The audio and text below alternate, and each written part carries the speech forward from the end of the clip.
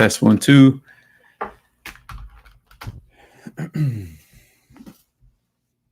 Hello. Test. All right, here I think we got our audio back. Here we go.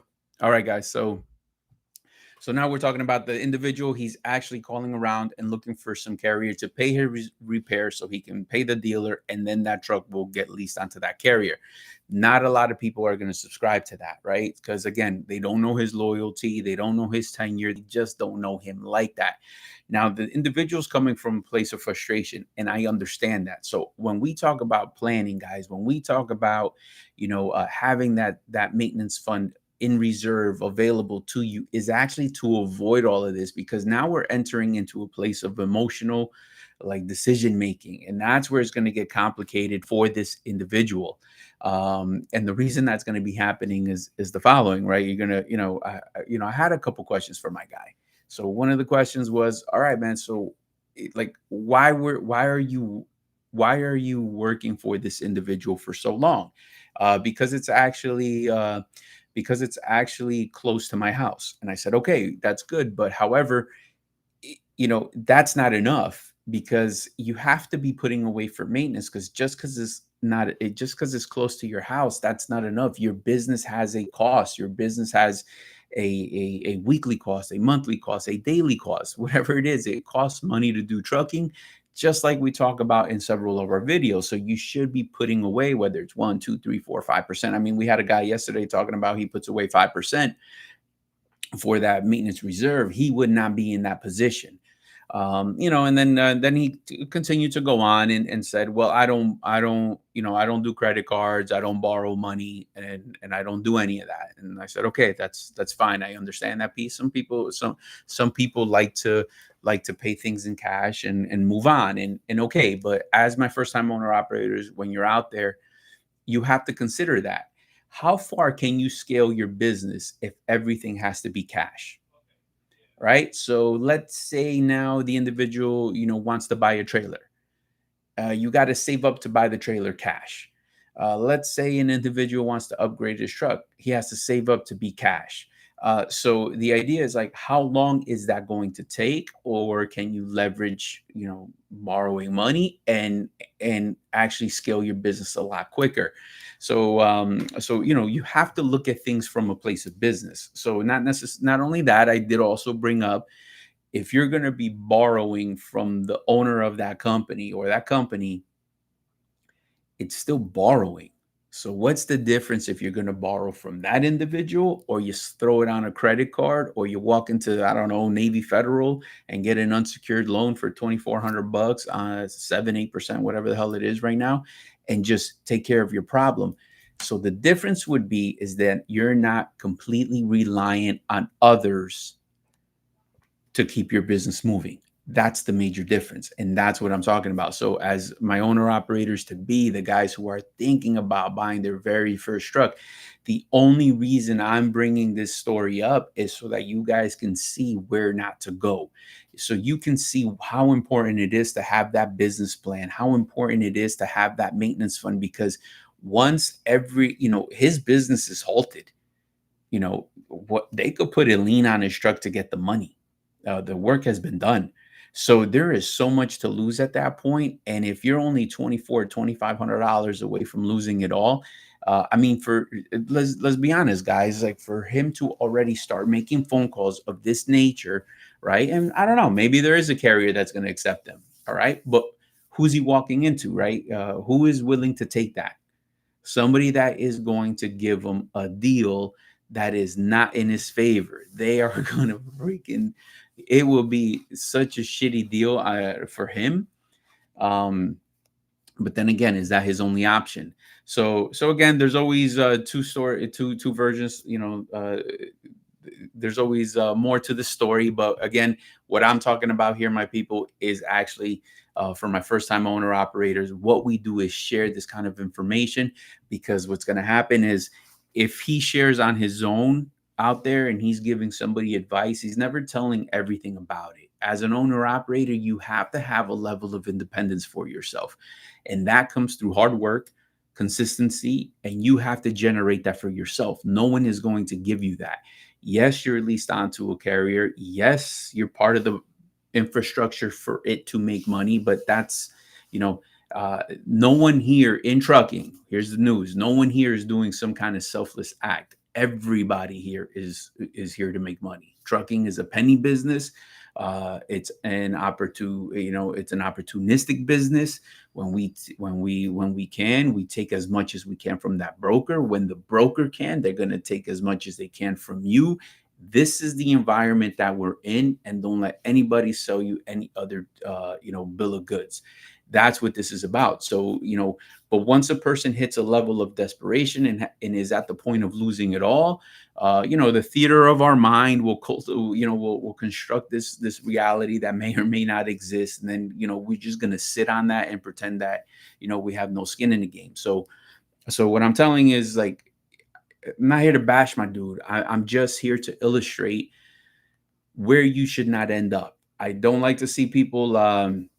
I don't like to see people getting hurt. I don't like to see people losing their business. Yes, yes, it's he did mention family, and it's important in the home time. Yes, but and that should be the ever so more reason that you're putting away for that maintenance. That should be the ever so reason you have that dedicated credit card to get you out of that bind. You have the backup plan because the cash flow in the business is in existence for that family, right? To give them some kind of give them that stability and all of that. So I'm only saying that because he brought it up. Other than that, I'm never touching that, right? I look at it just with numbers. This is a business. He runs a business. We run a business. Whoever he's running for runs a business.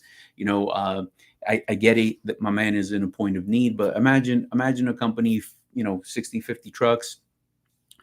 Man, all it takes is 10 people wanting 3 grand. What's that? 30 G's, right? All of a sudden you're a loan officer. So that, stay away from that, guys. Don't put yourself in that position. That's what my video is about. My first time owner operators, these things happen a lot more often than you think.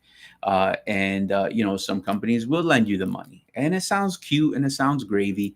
But then at the end of the day, it comes with strings attached. Like it's even and now you're stuck there until better days, and so now your business is limited. It's almost like the lease to purchase programs that we talk about all the time.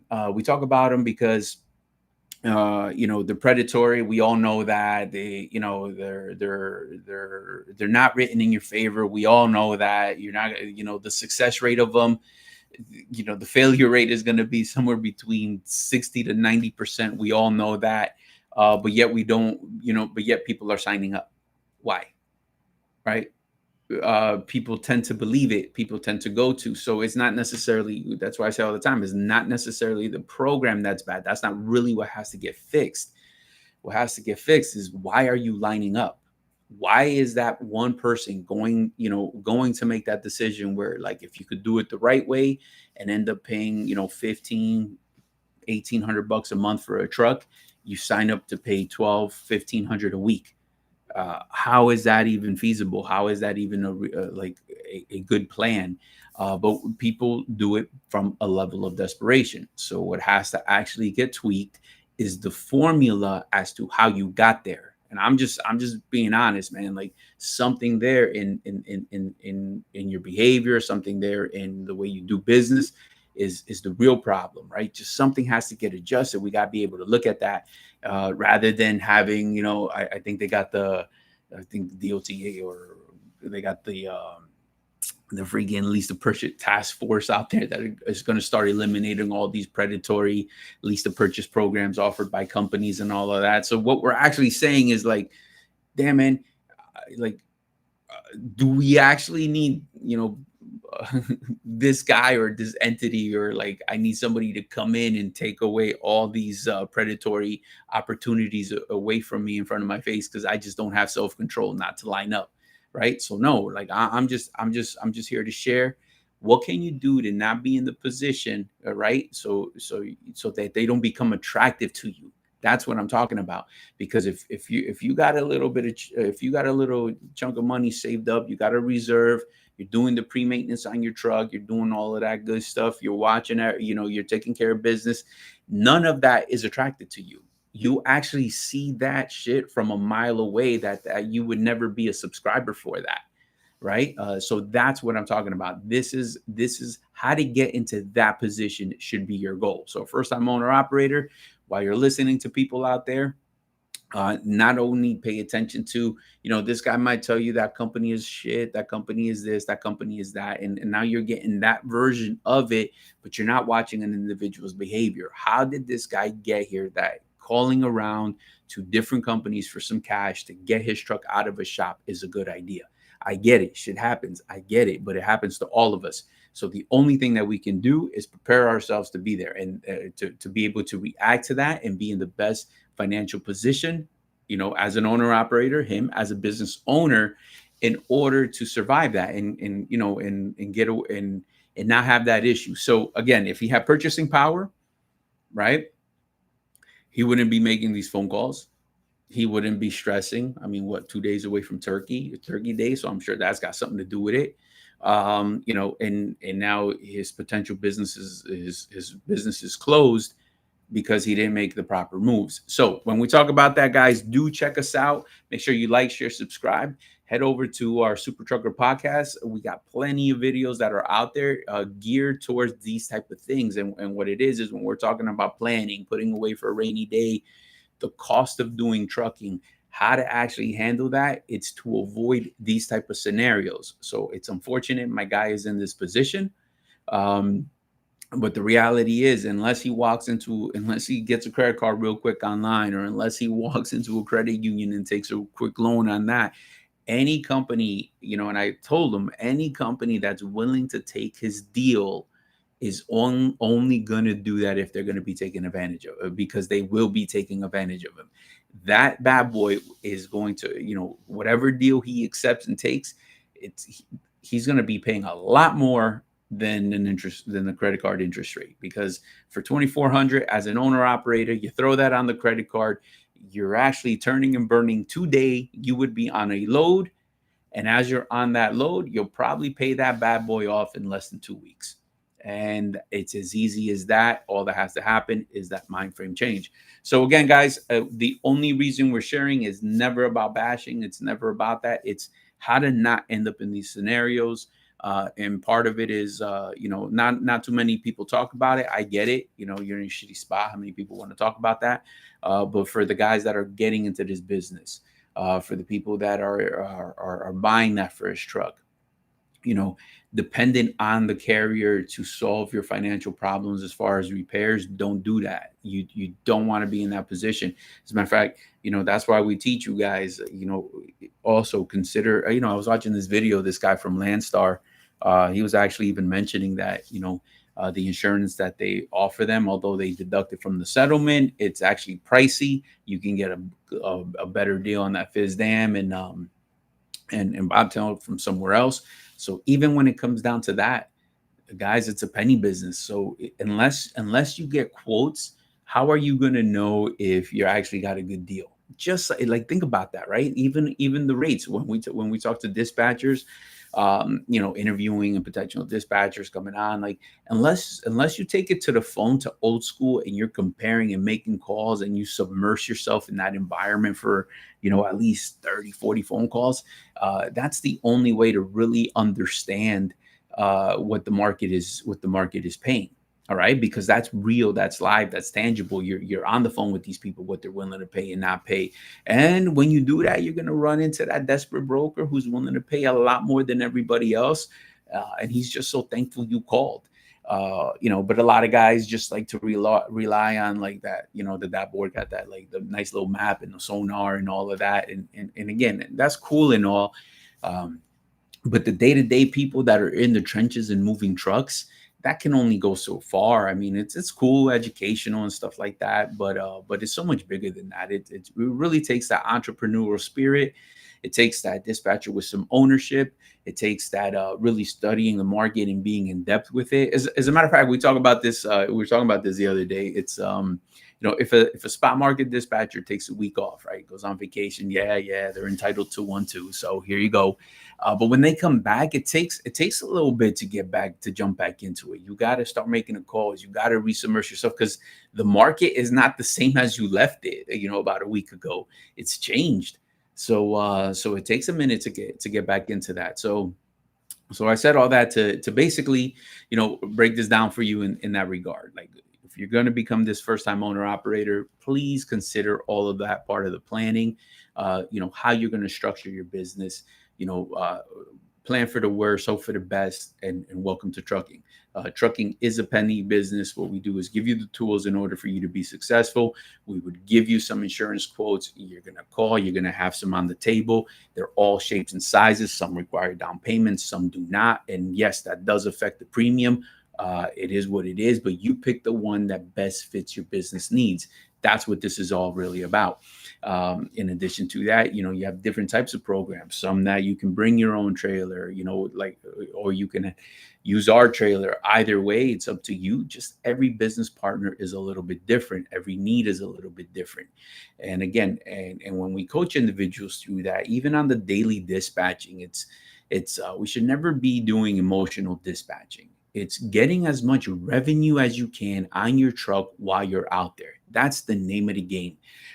In controlling the variables that you do control, not so much the ones that you can't, right? Hoping and wishing of what was 2, 3 years ago, it doesn't matter. It's what you do in the now with the people that you're surrounded by.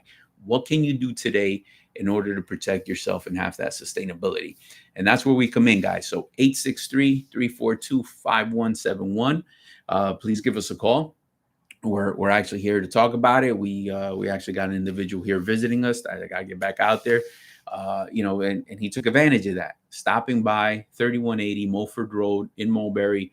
Sample settlements is going to get, he's going to see some of that. He's meeting the ops manager. He's meeting the team, really seeing if we can connect in order to do good business. Because here's a reality, and who you lease up to is not just, are they going to give you free money? That's not business, because your business would not give somebody free money.